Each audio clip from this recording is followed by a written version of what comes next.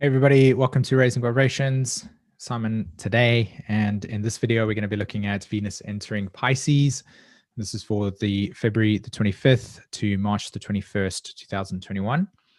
And as always, just kind of bringing some information on the aspects that can be made with this transit, looking at how this correlates to Uranus in Taurus, Venus being the planetary ruler of Taurus, Uranus being there as well.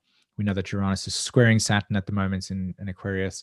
So there's lots to kind of see in terms of Venus's transit through Pisces and what that means for us as a collective and individually for us as well, around reshaping our values and the way that we're moving forward. So if you are watching this video, I just want to remind you that the full moon in Virgo has also been released at the same time. So if you want to watch those two, you'll get a lot of insights on how that is showing up for us and how the effects of the full moon are going to echo through and will be carried by Venus entering Pisces. Okay, so let's jump straight into that chart and see what we're going to get out of that. As you can see, Venus enters Pisces over there. This is the 25th, and this happened at just past 2 in the afternoon, otherwise written like this for all of my friends in the States, other parts of the world. Okay, so yeah, Venus entering Pisces, it's initially forming a square to Mars, and you heard me talk about that in the Mercury Direct video.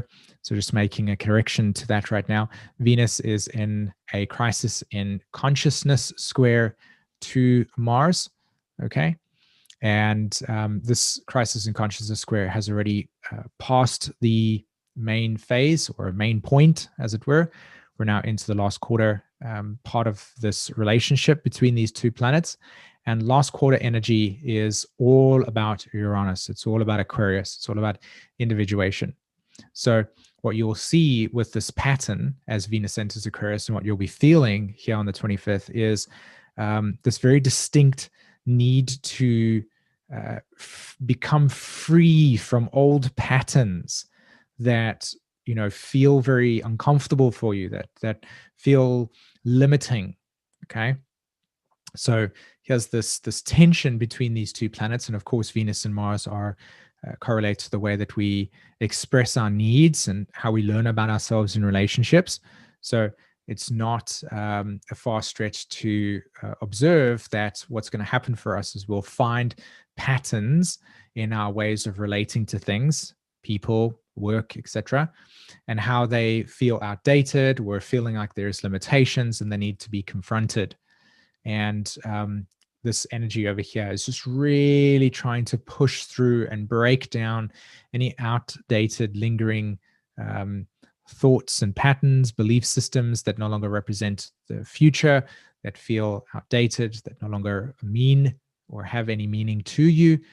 That's what this energy is about here. So that's the first thing, right, between that square. Now, the relationship actually between Pisces and Taurus, even though Mars will be actually moving into Gemini, is that Pisces and Taurus teach us how we merge with how we merge the physical world and the spiritual world together, the abstract and non-physical, the sensory perception, higher understanding, and more of the practical day-to-day life that we have.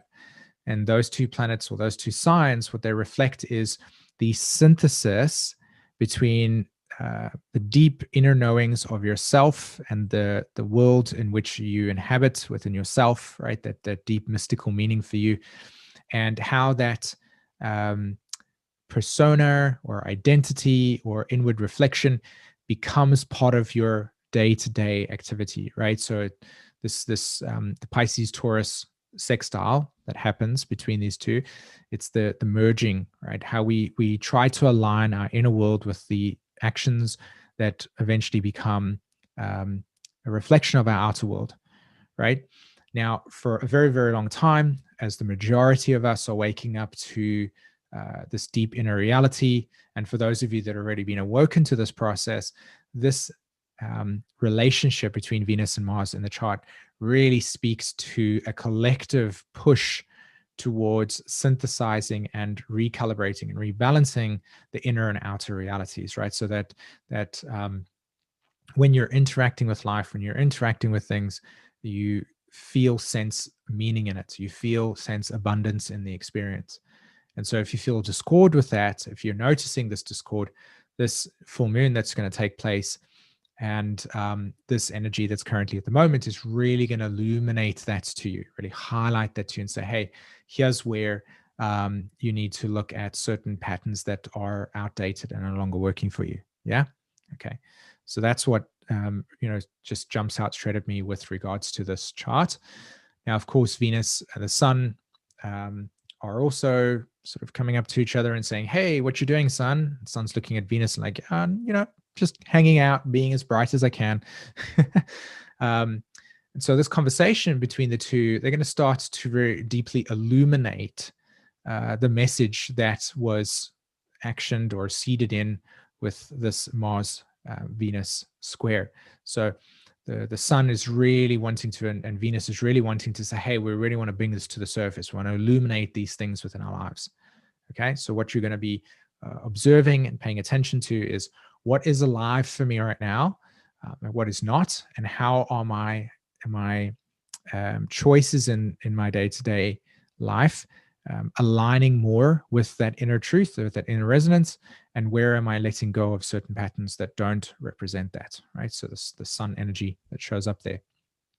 Now, let's just move along with the chart as well. Let's move it to 26th of February, and on the 26th, which is the day after this recording, the moon will make an opposition to Venus, and all that will do really, obviously, as the moon will also square Mars at this point in time. The Sun has been squaring Mars and will lead up to this. It just will illuminate the tension, right? Again, the moon will present a scenario or a circumstance or a situation in your life where this will become more and more present. You'll notice it. So just straight as Venus enters Pisces, in my view, the day after, we're going to get a first wave of here's where things are not meaningful for me, inspirational for me, and I need to pay attention to this, right? Just paying attention to this. You don't need to action anything, just really, really becoming aware of why does that feel like that? B, here's the pattern that I seem to be, doing that aligns with that process, and how can I begin to withdraw or see that there is no value in that anymore for me? Kind of reorientation, right? So an orientation that takes place straight away. Okay, so Venus sitting there comfortably in Pisces at the moment. Eventually, it's going to be making a square to the nodes as well. And it's also going to be making the sextile to Uranus, right? So that's that aspect I was talking about there. Okay, so Mars, crisis in consciousness square, initiates the need for individuation, and then the moon comes along the next day and says, right, this is where we're going to start it off with.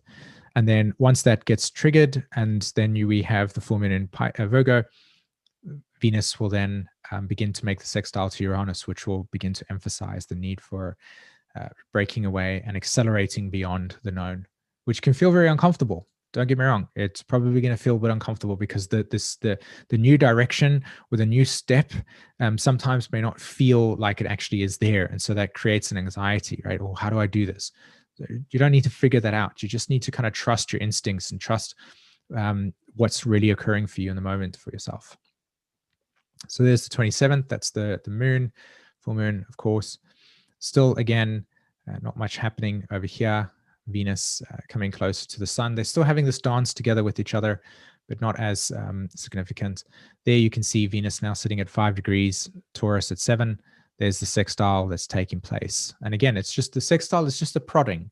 So again, I've already laid out the theme for this Venus transit. The only thing that you want to notice as we go through March up until the 21st is that it's just a continued process of energy building up, because when we do actually have the new moon in Pisces, you'll see that all of what has been initiated since the 25th of February will come to culmination, will come to a big release, right? There'll be a big release. And don't be surprised if you go through phases of emptiness with this transit, right? Trying to make sense of things. Be very discerning with this energy as well, by the way. Be very clear of self-deception, right? This is the type of energy with the Sun, Neptune, and Venus all in Pisces to just kind of say, you know what? I'm just letting everything go. And that's good if it's things that no longer represent or work for you, but it's bad if you're just kind of completely falling victim to your own self-deception, right? And convincing yourself of something that you know is not healthy for you, but this Pisces energy just kind of floods you away, just like washes you away. And while that energy is actually like that, this energy does wash things away. It's really, really good to be anchored. That's why I think this Taurus energy also plays a significant role, right? So what are you feeling? What are you sensing throughout this month that's really, really alive for you? That's the key word. Okay. Still Venus sitting there. It's coming closer to the Sun. As you can see, this dance is taking place. The Sun now squares the nodes. So that's the first indicator of something changing for us. We're starting to recognize this need for no longer giving power to old belief systems, old perspectives. They no longer have value for you anymore. Just moving through this phase, just taking each day as it comes, just paying attention to what is alive and what is not, what is real and what is not for you, right? Okay. So as you can see, Mars enters Gemini over there. That square between Venus and Mars is not there anymore. And that would have obviously taken away a lot of the friction within relationship dynamics. But now what you're experiencing is what is wanting to change, what is wanting to where am I wanting to make adjustments in my life? And again, not necessarily going guns blazing, okay, I'm going to do this. It's more along the lines of just being really patient, being really aware, being really present with what is changing within yourself and just giving that space to allow it to mature and to grow within you. Okay.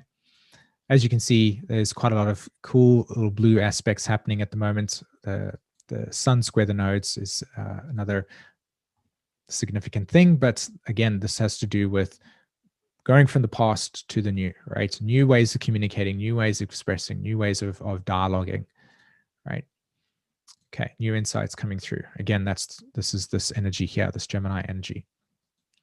So here we go again. The moon comes across, hits the node. And of course, when the moon hits the nodes, it naturally squares Venus.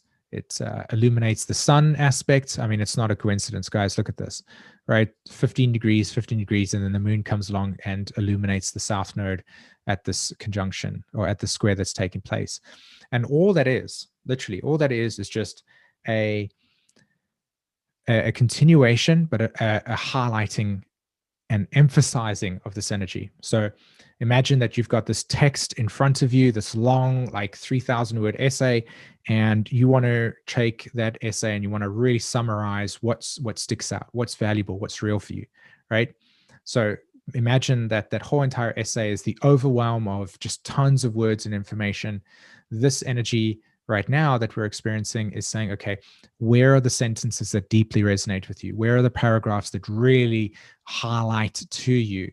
And you take your highlighter and you highlight what is really real for you, what's really important for you. And so you emphasize that in your life, you give energy to that. And so the moon just coming over the South node is ultimately just illuminating what belief systems or ideals are not important for you. And look, you remember how I talked about it in the full moon video, right? It's Jupiter, Mercury, balsamic phase. Well, on the 5th of March, we have the new phase energy between the two at the same time that the moon hits the South node and we have that squares the node. So moving forward with something. Okay. So there we go again. Again, just beautiful trines taking place. The Venus is now going to square the nodes in more exact. So again, all leading up to this full moon, this new moon that's going to take place. So keep going. Pluto moon conjunction takes place. Again, deep, profound transformational material that will come to the surface for us over there. Lots of trines taking place between the North Node and Moon and Saturn there as well. That moon that crosses that Pluto, by the way, will have a lot to do with how this will be the final straw. Whenever the moon and Pluto make a conjunction, as you can see every single month, this is where we close something off. We cut the line and we say, this is no longer working for us anymore. And we end it, right? So you can see here that the moon crosses this. It triggers all of this over here. The message that I've been sharing with you throughout this video comes to fruition, and the moon and Pluto say, okay, this is where we draw the line. It ends. And that will look like, I'm no longer doing this anymore. I'm no longer doing that anymore. It's not healthy for me. This is where I've been deceptive. This is not helpful for me. And so then you're moving forward with things with this new phase energy. Does that make sense? Okay. So again, here we're going to have the collection of energy in Pisces. The 12th of March is going to be one of those months or one of those days that are going to feel very overwhelming, very overwhelming. You're going to feel a sense that you need to just be with the energy. I feel like that full moon is going to be, new moon is going to be deeply powerful for us. It's going to be a pretty healing experience, a lot of compassion, a lot of empathy, a lot of self-orientated, self-care attitudes, really looking at yourself and saying, hey, life is the way that it is. And every single day I'm showing up for my best to give the things that are really important for me, right? So the moon crosses this over here, brings the message of the new phase. Jupiter, Mercury comes into this over here, and the moon will cross Neptune, will cross Venus, as you can see there, and form the new moon. So 12th, 13th of March is, moving forward. And you can see there's only a square between Saturn and Uranus at the time, right? Everything else is just beautiful blue. So really, really good energy at that stage. So we'll just kind of move a little bit along. Chiron, as you can see, and Moon make a conjunction there at that time. Venus has crossed Neptune. It's initiated a new phase energy. We've dissolved and recognized and let go of the past, and are no longer going to allow those patterns of self-deception and old behaviorisms to be part of our life. We're eradicating them. We're healing ourselves by really seeing the empathy, saying, hey, at a certain point, that is what I needed. And now I no longer need it anymore. Kind of really just deeply moving forward, right? At Jupiter, Mercury, new phase, new way of communicating your truth, new way of communicating what's real for you and yourself. And this is all has to do with our values and our what's essential for us, what's not. This energy over here definitely can cause the feeling of feeling a sense of I don't have control. Right. So don't be surprised in the early parts of March that there's going to be a lot of energy in the collective that's going to feel victimized, powerless, a lot of sadness that can come through as well, because, of course, this type of energy says this is where we surrender our will to something more profound or something more deeper. Okay. As you can see, Venus now still just tailing behind the sun, right? Not ever making a conjunction, although it's catching up. You can see there throughout the month of March, it's still just chasing the sun. Sun's like, hey, I'm going in this direction. Venus like, wait, it's too cold here in the ocean. Illuminate me. Wait for me. Right? Again, nothing's too significant taking place. I mean, 24 degrees Pisces. Mars is coming over to the North Node there. But again, not too much happening in regards to the aspects, just continuation of this energy, very still. But what I can say is that as the sun approaches this energy of Aries, we're definitely going to feel this coming into change, right? So when the sun enters Aries, that's where we're going to feel this deep initiation of change, right? Really going to feel a completely different energy to Pisces, this watery, nebulous, clarity, confusion energy, to something that's very more immediate, a lot more like we're present with what's immediate for us right now. Salient is the word I'm looking for. What's happening on the instincts, really taking charge with stuff. So that energy over there, to me, is going to really reflect a feeling of coming out of the water and into something that feels more concrete and tangible, and actually taking a new direction, right? So as the sun enters Aries at the 20, and Venus is at 28 degrees, you've got this whole entire energy as well. So the sun is ruled by Mars. Mars is on the north node. Again, not a coincidence that the moon will cross that, illuminating that theme.